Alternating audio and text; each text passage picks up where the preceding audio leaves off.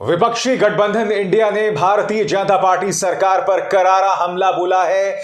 महिलाओं को बेवकूफ बनाना बंद करो।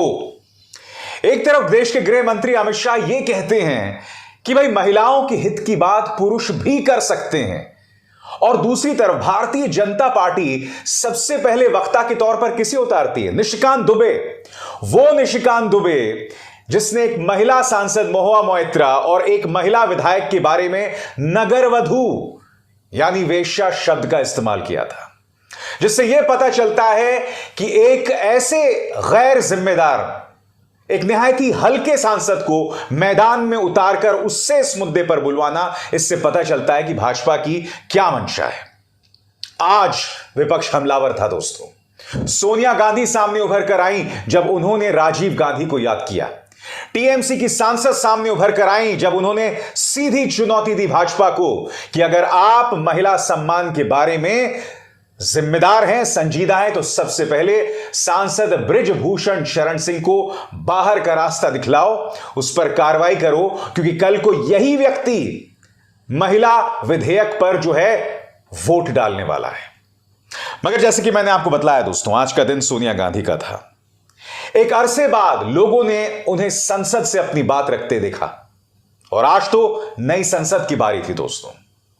सोनिया गांधी ने साफ तौर पर कहा कि इस देश की महिलाओं ने 13 साल इंतजार किया है और कितना इंतजार करना पड़ेगा। और यहां पर सोनिया गांधी का इशारा था कि किस तरह से जनगणना और डीलिमिटेशन के मुद्दे पर यह मामला और लटकने वाला है। बकौल सोनिया गांधी आपके स्क्रीन पर पिछले 13 सालों से भारतीय औरतें अपनी राजनीतिक जिम्मेदारी का इंतजार कर रही हैं। अब उन्हें और इंतजार करने को कहा जा रहा है। क्या भारत की स्त्रियों के साथ यह बर्ताव उचित है? भारतीय राष्ट्रीय कांग्रेस की मांग है कि यह बिल फौरन अमल में लाया जाए और इसके साथ ही जातिगत जनगणना करवाकर शेड्यूल कास्ट, शेड्यूल ट्राइब और ओबीसी महिलाओं के लिए आरक्षण की व्यवस्था की जाए। इस बिल को लागू करने में और देरी करना भारत की स्त्रियों के साथ घोर नाइंसाफी है। मैं कांग्रेस की तरफ से मांग करती हूं कि नारी शक्ति वंदन अधिनियम 2023 को उसके रास्ते की सारी रुकावटों को दूर करते हुए जल्द लागू किया जाए। मैं आपको बतलाना चाहूंगा दोस्तों कि सोनिया गांधी का फोकस इस बात पर भी था कि इस बिल में पिछड़े वर्ग की महिलाओं को भी भागीदारी मिले, जो कि उनके गठबंधन के कई सहयोगियों की मांग है। और इस मौके पर उन्होंने अपने पति राजीव गांधी को याद किया। क्यों? क्योंकि नगर पालिकाओं और पंचायतों में महिलाओं को जो 1/3 भागीदारी मिली है, उसकी नींव किसी और ने नहीं बल्कि राजीव गांधी ने रखी थी।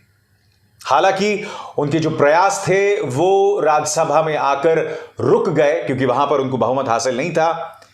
इस मौके पर उन्होंने याद किया कि किस तरह से इस सपने को आखिरकार नरसिम्हा राव ने पूरा किया था। सोनिया गांधी कहती हैं, मेरी जिंदगी का यह बहुत ही मार्मिक क्षण है।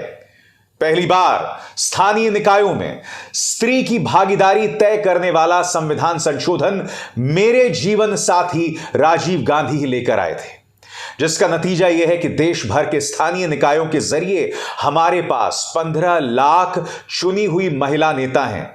राजीव गांधी का सपना अब तक आधा ही पूरा हुआ है, वो इस बिल के पारित होने के साथ ही पूरा होगा। इस मौके पर सोनिया ने यह भी कहा कि जब तक सेंसस पूरा नहीं होगा, जब तक पिछड़े वर्ग की महिलाओं को भागीदारी नहीं मिलेगी, उनका यह सपना अधूरा रहेगा। क्या कह रही हैं सोनिया गांधी, आइए सुनते हैं। भारतीय राष्ट्रीय कांग्रेस की मांग है कि यह बिल फौरन अमल में लाया जाए, लेकिन इसके साथ ही कास्ट सेंसस कराकर schedule caste, schedule tribe, OBCs की महिलाओं के आरक्षण की व्यवस्था की जाए। दोस्तों, दूसरी तरफ विपक्ष इस मुद्दे पर खासा उग्र दिखाई दिया। आपके स्क्रीन पर टीएमसी सांसद, और यहां पर करारा हमला उन्होंने बोला बृजभूषण शरण सिंह की मौजूदगी पर। किस तरह से वो सत्ता पक्ष को आईना दिखा रही हैं, आइए सुनते हैं। Action against all individuals who are harming the women, showing disrespect towards the women, The golden girls of the country who got us medals have been sexually harassed, and they were in Jantar Mantar. But the perpetrator sits here today, Brij Bhushan Singh, who has not been brought to book. So if you are really interested in taking care of the women towards betterment and progress, then why don't you take action against the perpetrators? आज मैं एक सवाल पूछना चाहता हूं। एक तरफ तो देश के गृह मंत्री अमित शाह कहते हैं कि महिलाओं का ख्याल और महिलाओं के हक की बात, उनके हित की बात पुरुष भी कर सकते हैं, मगर दूसरी तरफ आपका पहला स्पीकर कौन होता है? निशिकांत दुबे। और इनकी भाषा देखिए, क्रेडिट चोर। सोनिया गांधी पर हमला बोलते हुए जिस शब्दावली का इस्तेमाल किया जा रहा है, क्रेडिट चोर। मगर यह तो बहुत हल्का शब्द है। यह वो आदमी है दोस्तों, याद कीजिएगा, इन्होंने वैश्या शब्द का इस्तेमाल किया था एक सांसद और एक विधायक के बारे में। सबसे पहले देखिए किस तरह की भाषा का इस्तेमाल ये सोनिया गांधी के बारे में कर रहे हैं, फिर मैं उसकी चर्चा करता हूं। 33% यदि रिजर्वेशन लोकसभा और विधानसभा में यदि लागू होने वाला है और माननीय प्रधानमंत्री जी लेकर आए हैं इन दो महिलाओं का, लेकिन सोनिया जी ने अपने पूरे भाषण में न गीता मुखर्जी का जिक्र किया, न सुषमा स्वराज का जिक्र किया। यह किस तरह की राजनीति है?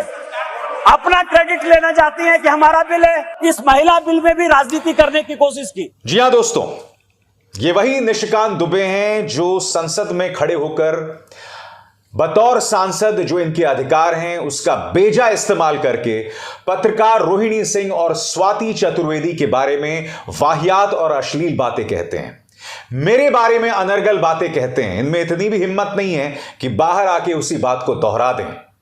इतना बड़ा कायर है यह आदमी। और ये थे भारतीय जनता पार्टी के पहले वक्ता। मैं आपको बतलाना चाहूंगा इस व्यक्ति ने महुआ मोइत्रा और कांग्रेस की विधायक दीपिका पांडे के बारे में क्या कहा था आपकी स्क्रीन पर। जिस महिला को छोटे बड़े का लिहाज नहीं, खासकर विकृत मानसिकता की शिकार बंगाल से आई एक महिला सांसद, वह मेरे झारखंड की विकृत विधायिका के लिए, उनके लिए सभी कार्यकर्ताओं से आग्रह है कि हल्का कमेंट नहीं करें। अपने धर्म में वैशाली की नगर वधू तक को सम्मान समाज ने दिया है। गौर कीजिए, अपने धर्म में वैशाली की नगर वधू को भी सम्मान समाज ने दिया है। यानी कि इस व्यक्ति ने इन दोनों सांसदों को वैश्या से जो नीचा दर्जा है वो दे दिया है। एक वैश्या भी अपने मजबूरी के चलते वो पेशा करती है, ईमानदार रहती है, मेहनत करती है। आप अपनी बताइए ना। आपके इतिहास को खंगाला जाए, बताइए, आपके इतिहास को खंगाला जाए। अवस्थी साहब, ये शब्द याद है कि नहीं आपको? इसलिए आपसे अपील है कि इस तरह की अनर्गल बातें बंद करें। और अगर भारतीय जनता पार्टी वाकई इस बिल को लेकर गंभीर है तो बहुत जरूरी हो जाता है कि आप गंभीर लोगों को इस मुद्दे पर बोलने के लिए उतारें। निशिकांत दुबे, इससे यह भी पता चलता है दोस्तों कि अटल बिहारी वाजपेयी की भारतीय जनता पार्टी की क्या दुर्दशा हो गई है, जहां आपको शुरुआत निशिकांत दुबे से करना पड़ रहा है। यह हालत है बीजेपी की आज की तारीख में। यह है इनका टैलेंट पूल। और यही वजह है कि आम आदमी पार्टी के सांसद संजय सिंह यह कह रहे हैं कि इस बिल के जरिए सिर्फ और सिर्फ बेवकूफ बनाया जा रहा है। बकौल संजय सिंह, यह महिला आरक्षण बिल नहीं है, यह महिला बेवकूफ बनाओ बिल है। हम लगातार कह रहे हैं कि जो भी वादे प्रधानमंत्री नरेंद्र मोदी ने किए वो एक भी पूरा नहीं हुआ। यह एक और जुमला है। अगर आप इस बिल को लागू करना चाहते हैं तो आम आदमी पार्टी आपके साथ खड़ी है, मगर इसे 2024 तक लागू करें। क्या आपको लगता है कि इस देश की महिलाएं बेवकूफ हैं? भारतीय जनता पार्टी की महिला विरोधी मानसिकता है और यह बिल के नाम पर एक और जुमला है। इस देश की महिलाएं और राजनीतिक दल इनके चुनावी कारस्तानियों को समझते हैं। अगर इनके मंसूबे साफ हैं तो इस बिल को 2024 तक लागू करो। करारा प्रहार किया यहां पर संजय सिंह ने, और विपक्ष भी इस पर हमलावर है। मगर जाहिर सी बात है, भारतीय जनता पार्टी के पास उनका प्रचार तंत्र है। एक ऐसा बिल जिसका सिर्फ नाम बदल दिया गया है। वो बिल जो वजूद में था, जिसे आपको सिर्फ पारित करने की जरूरत थी, मगर आपने ऐसा नहीं किया। क्योंकि पुराना बिल लैप्स नहीं किया था, मगर आपने ऐसा किया और फिर आपने 2 पेंच और डाल दिए कि यह बिल जो है वो वजूद में आएगा जनगणना और डीलिमिटेशन के बाद, यानी कि इसे अधर में लटका दिया गया है। अब ये 2024 में तो नहीं आने वाला है, 2029 में भी आ जाए तो एक बड़ा चमत्कार होगा। मगर ये अंदाजे बयां हैं बीजेपी सरकार का काम करने का।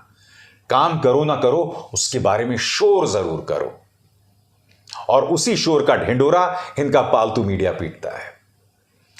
अभिसार शर्मा को दीजिए इजाजत। नमस्कार।